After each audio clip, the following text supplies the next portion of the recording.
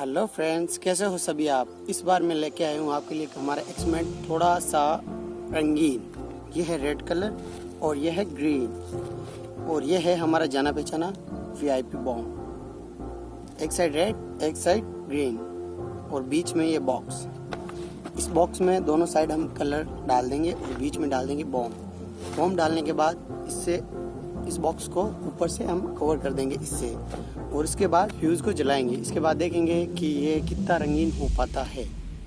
तो चलो फ्रेंड, इस एक्सपेरिमेंट को देखते हैं, बहुत मज़ा आएगा।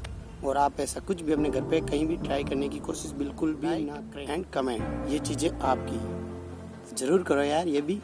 चलो फ्रेंड, ट्राई करते हैं।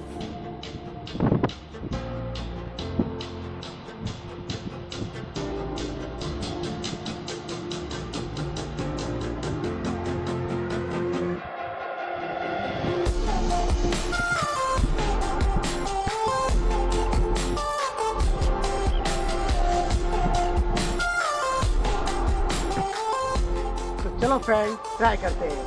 इस वीडियो में बताई गई हर एक चीज़ एंटरटेनमेंट पर्पज के लिए है। आप ऐसे खाली अपने घर पे या कहीं भी करने की कोशिश ना करें।